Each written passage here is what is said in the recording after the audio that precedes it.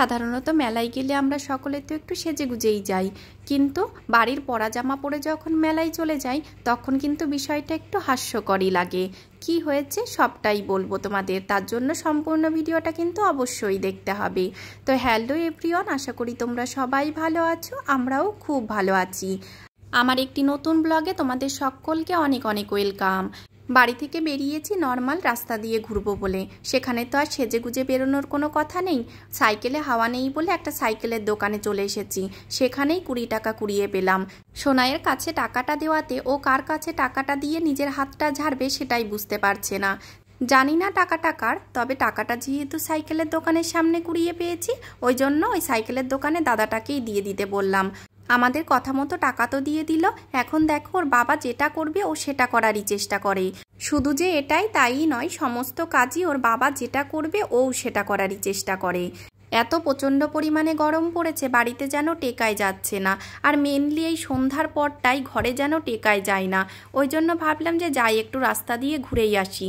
দেখো একদম ক্যাজুয়ালভাবেই বেরিয়েছি, কিন্তু বাড়ি থেকে যেই বেরিয়েছি দেখি বাড়ির পাশেই সুন্দর মেলা হচ্ছে। আমি তো সামনের উপর পয়লা বৈশাখের টি শার্টটা ছিল সেটাই পরে চলে এসেছি, তবুও যাই হোক হাসি পাবে না। আর ওরা দুজন যেভাবে এসেছে সবাই তো তাকাবে আর হাসবে। তাও যাই হোক, এখানে আমাদের কেউ চেনে না, এই এক স্বস্তি। গ্রামের বাড়ি হলে তো এক হাসাহাসির কাহিনী হয়ে যেত। মেলা সম্পর্কে যেহেতু কিছুই জানি না, ওই জন্য প্রথমে বুঝতেই পারছিলাম না যে কিসের মেলা হচ্ছে। একটু এগিয়ে মন্দিরের দিকে যেতেই বুঝতে পারলাম বাসন্তী পুজোর মেলা হচ্ছে। এই সময়ে মায়ের মুখটা দেখে সত্যিই মনটা ভরে গেল। শরৎকালের দুর্গাপুজোর মতো বাসন্তী পুজোটা তো সচরাচর হয় না, আর তেমন একটা মেলাও দেখা যায় না।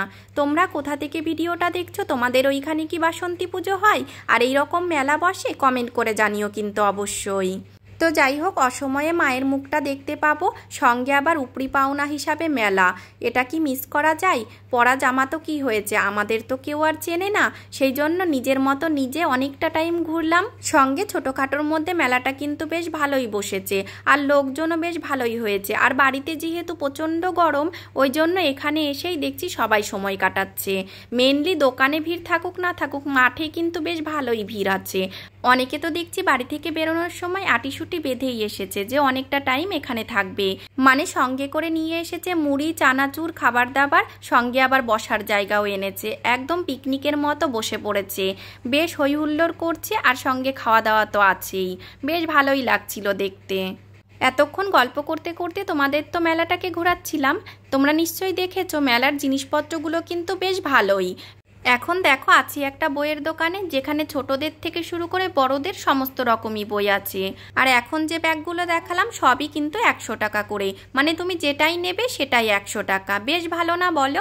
আমার কিন্তু ওই ব্যাগ অলরেডি একটা আছে, ওই জন্য আমি আর নিলাম না, না থাকলে অবশ্যই একটা নিয়ে নিতাম। গ্রামের মেয়ে হয়ে শহরে থাকার দরুন দু জায়গার মধ্যে সমস্ত কিছুতেই পার্থক্যটা কিন্তু ভালোই বুঝতে পারি। যেমন দেখো এই মেলা, গ্রামের মেলা আর শহরের মেলার মধ্যে কিন্তু অনেকটাই পার্থক্য আছে। তোমরা কি দেখে বুঝতে পারছো, না তোমাদের একই লাগছে? কমেন্ট করে জানিও কিন্তু অবশ্যই। আমার কিন্তু দুই জায়গায়ই খুবই ভালো লাগে। গ্রামে যখন থাকি তখন নিজেদের মানুষের সঙ্গে মেলায় যাই, সেটা একরকম আনন্দ। আর এখানে যখন আসি তখন ওই নিজেরা যাই, সেটা আর এক রকম আনন্দ। মানে দু জায়গায় দু রকম আনন্দ হয়। তবে মেলায় যেতে কিন্তু বেশ মজা লাগে, আর সোনায়ও কিন্তু মেলায় গিয়ে ভীষণ মজা করে। রাজু অতটা পছন্দ করে না, কিন্তু বাধ্য হয়ে আমাদের জন্য যেতে হয়। তোমরা কে কে মেলায় যেতে ভালোবাসো জানিও কিন্তু অবশ্যই কমেন্ট করে। আজকের ভিডিওটা তাহলে এখানেই শেষ করছি।